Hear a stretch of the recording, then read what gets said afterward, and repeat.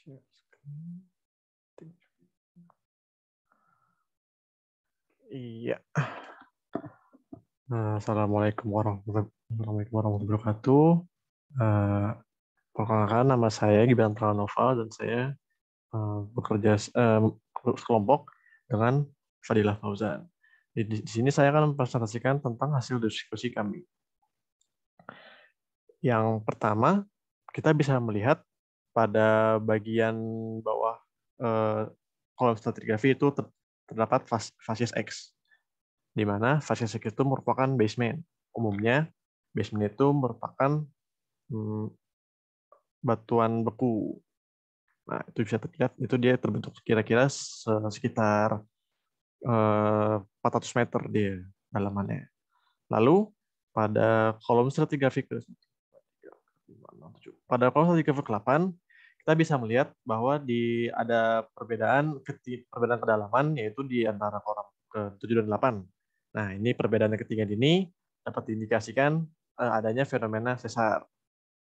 Nah, lalu setelah terjadi fenomena sesar tersebut, terbentuklah sebuah cekungan, di mana nanti cekungan tersebut diisi oleh facies A.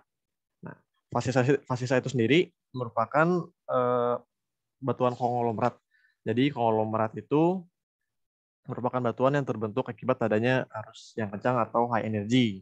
Jadi konglomerat ini terbawa dari lingkungan pengendapan fluvial.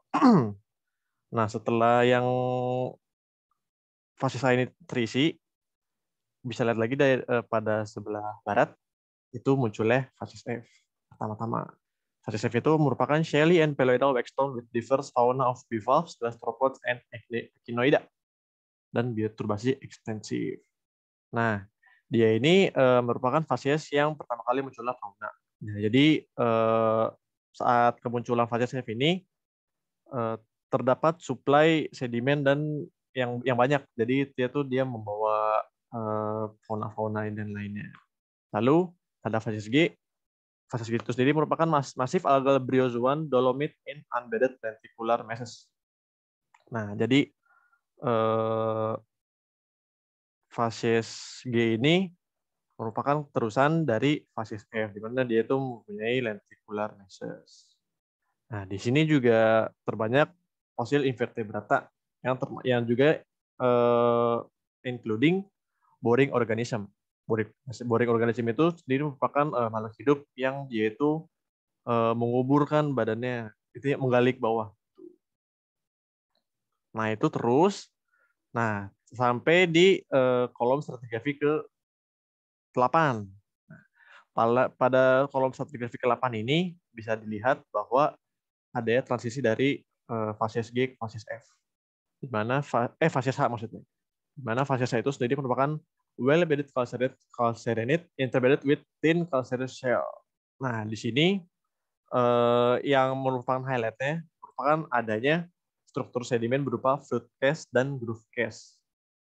Nah, flood cast dan groove cast ini sendiri merupakan struktur sedimen yang terbentuk di dasar tubuh air.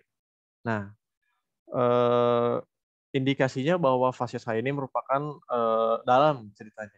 Tapi itu mendukung bahwa di situ tidak adanya keterdapatan fosil karena dalamnya itu fosilnya tidak akan ada karena mempunyai tekanan tinggi.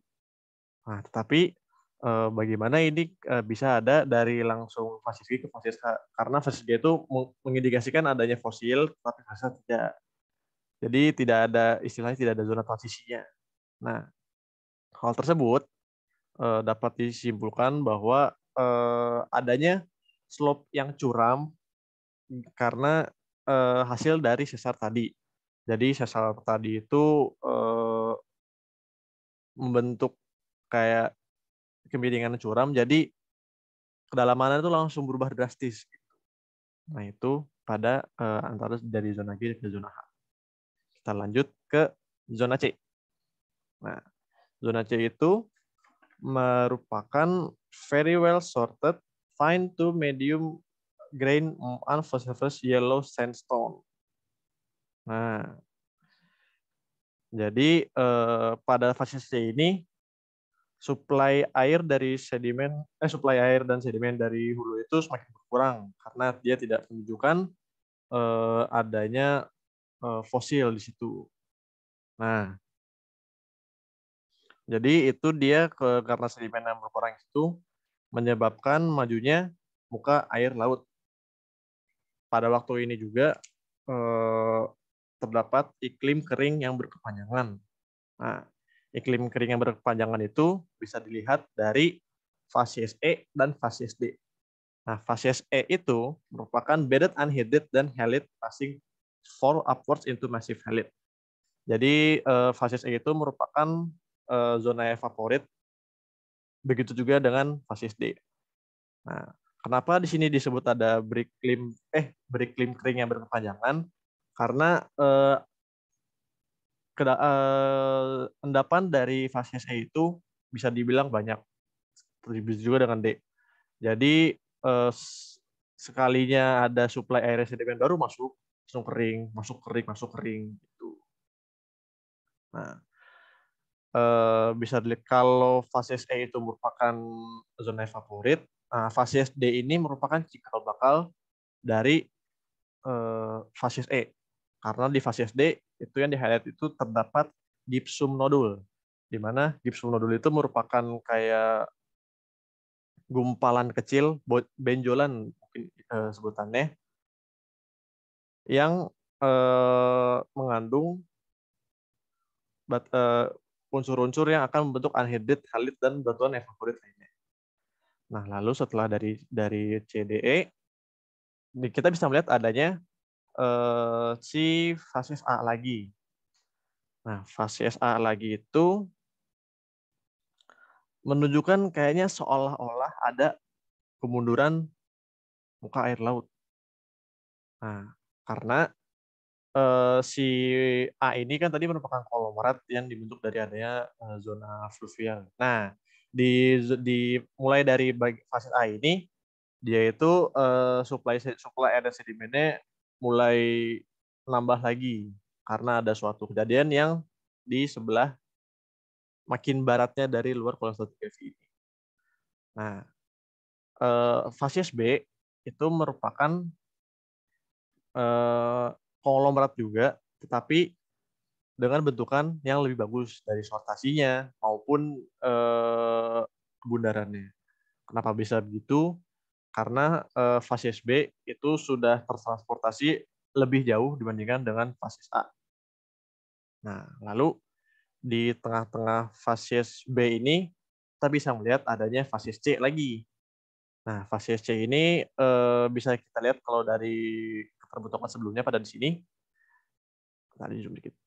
Nah, pada sebelum fasies A, nah itu kasarnya itu si fasies C ini mengalami crossbed. Nah, crossbedding dia. Lalu makin ke timur, nah kita bisa lihat lagi muncul adanya C dan D. Nah, di sini keterbentukan dari stratigrafi ini berdasarkan hasil diskusi kami ini merupakan fenomena retrogradasi. Di mana retrogradasi itu air laut yang maju menuju daratan tetapi mengering dan menghasilkan zona evaporit. Nah, ini kita bisa melihat pertama dia muncul si D. Maksudnya awalnya C, terus D, terus C lagi.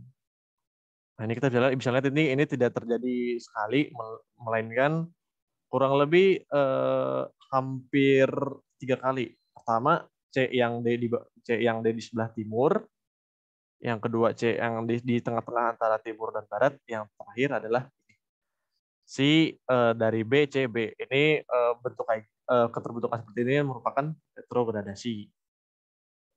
Nah, lalu setelah semua kolom stratigrafi ini terbentuk, barulah ditutupi oleh litologi batuan muda, yaitu Y. Nah, ini kurang lebih hasil diskusi yang bisa kami paparkan. Mohon maaf apabila ada kesalahan. Wassalamualaikum warahmatullahi